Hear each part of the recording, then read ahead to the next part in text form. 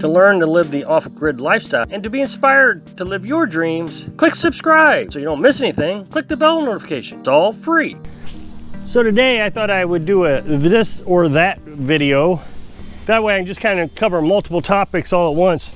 And the reason I'm doing this is because Carolyn's doing something that I don't get to record because I do my videos in the morning and she does her cooking in the evening. Now, a while back, I made this rocket stove out of some old tire rims. You may remember that. 3 tire rims. I cut a groove in here, and inside you put the pipe, and so then you feed the pipe. Now that's inside here, and it just sucks in a huge flame and just pulls all that up, makes a nice little rocket stove. Well, she's modified it to do other things. So she takes the pipe out, and then she can just put wood in there, and it just makes a regular fire, campfire. So the fire comes up to this other wheel well, and then finally she has this propane barbecue pit. Now she's taken it all apart, took all the plastic components off. It's now just an oven is all it is. It has a thermometer on it. So now she has an oven. She can bake breads in here. She can bake anything. So tonight she's going to bake pork chops or steaks or something, and it works really well. It's very hot, so I got to get I'll put this. It's worked fantastic for her. She absolutely loves this design. Now she created this by herself. I had a family member come up here a while back and he gave us the tarp over there. We had it on our porch for a while, then we put it as our chicken run. You may see that over there. And he also gave us this. Well, this didn't work. We had hoped it would work, but she doesn't throw anything away. It's hard to get her to throw things away, I should say. And so she made this into a stove, an oven, and it's worked fantastic. Now we just use the scrap wood that we have laying around. She's got all this wood over here that she uses, and that's all dried out, burns very well. This is just the scraps, the little pieces that you can't ever do anything with. Just the little chunks here and there, the extras. And that makes great cooking wood. She's very creative when it comes to this kind of stuff. I don't know where she gets it, but it's really handy. I like to design things, mechanical things, but she just puts all kinds of things together. For example, you know that she has this dryer, and she bought this off of Amazon. She puts her clothes in here, and then it spins really, really fast like a wash machine. And when you pull the handle, and that pushes all the water out. Well, in the past, she used to use a bucket and a plunger to do her laundry. Here's the plunger, as a matter of fact, right here. Well, she has learned something else. It's worked out even better. I'll try to do this with one hand. So we have these sinks she bought. She takes her laundry basket here. So her clothes are inside the laundry basket. She sets it down inside the tub, and she can do this.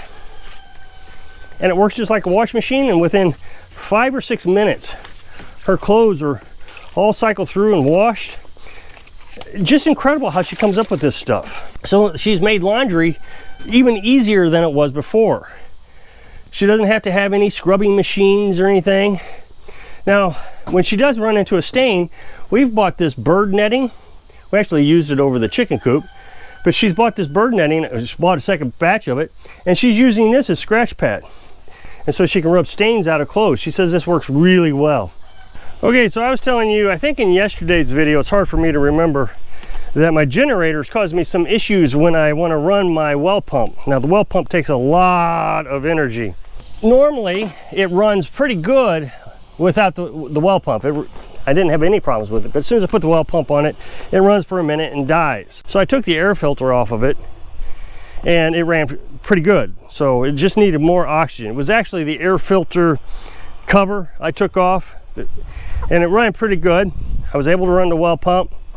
Well, I think the spark plug needs changed. So I ordered one from Amazon, and it came in today. Now, the spark plug that comes with the generator is kind of generic. I couldn't find anything like it on Amazon to replace it. So you have to do a conversion. So on Google, they have all these conversion charts. It wasn't very easy to find the one that I needed.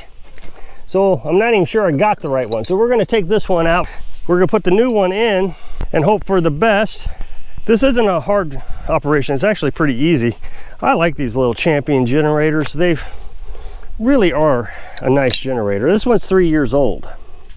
So on the Champion here, you'll see it has a little cover. I got the front cover off. This little cover goes right here. This is the air filter here.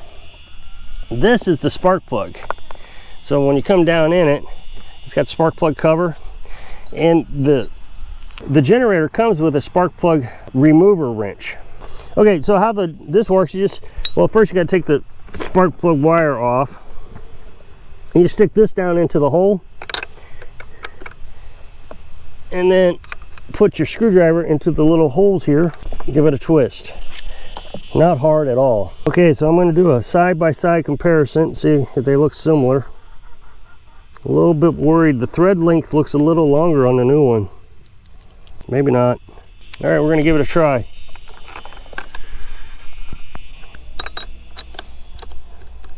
Well, it fit. That's a good sign. So I'm going to start it up and see if it runs.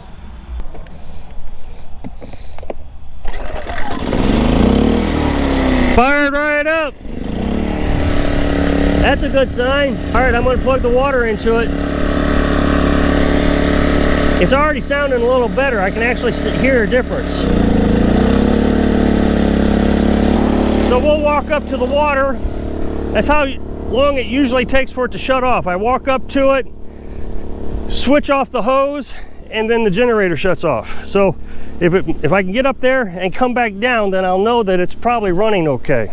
Okay, so I made it all the way up without it shutting off, so that's a good sign. I'll walk back down. We'll put some water in the chicken waterer bucket. Okay, we're getting water.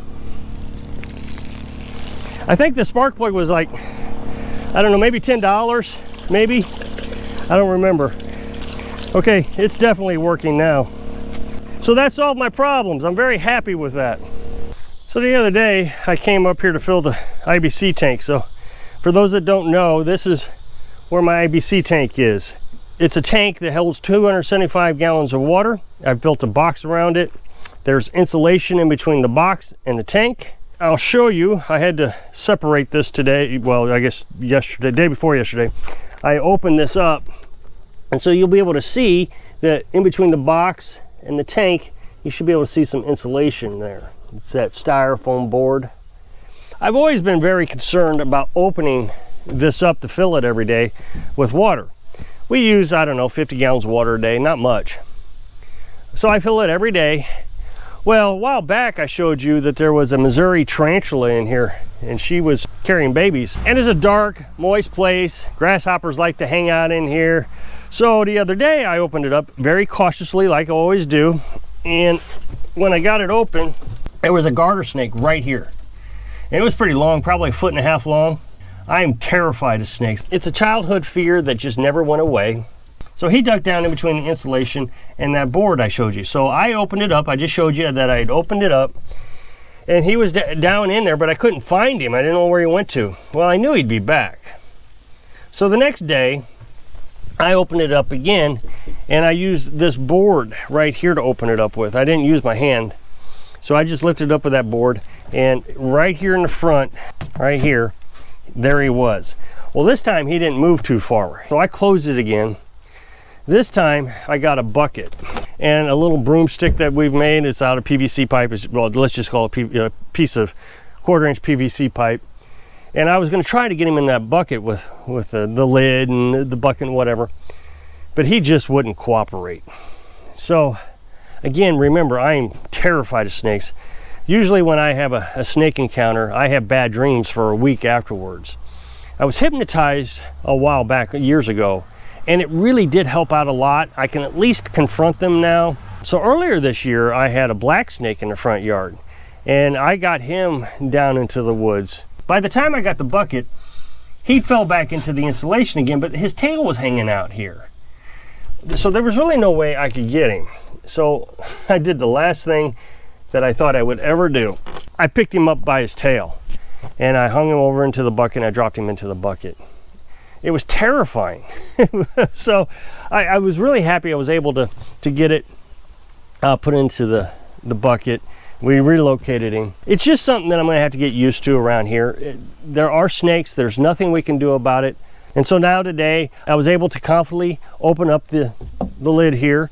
I'm thinking that this is actually helping me. These snake encounters where I actually have to deal with the snake.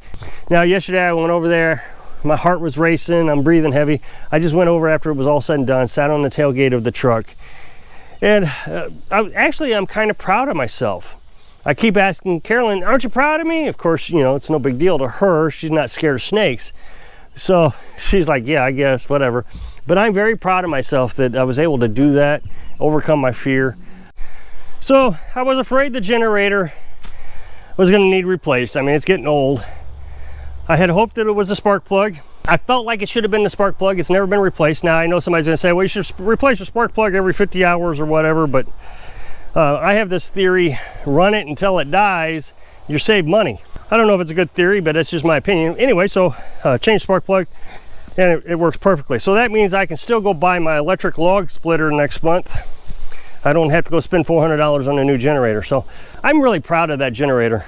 It's smoked ever since I got it, but when it runs out of oil, it shuts off. It's got an automatic oil shut off thing. A key indicator to me that I can change the oil, that's about 50 hours, which is when I'm supposed to change the oil. And the snake, I was afraid of the snake. I was able to overcome that fear and get rid of it, relocate it. The more I can overcome my fear, the easier it is going to live on this property, because every summer we're going to have to deal with those snakes. So I hope I can inspire you to overcome your fears so you can live your dream. Thanks for watching.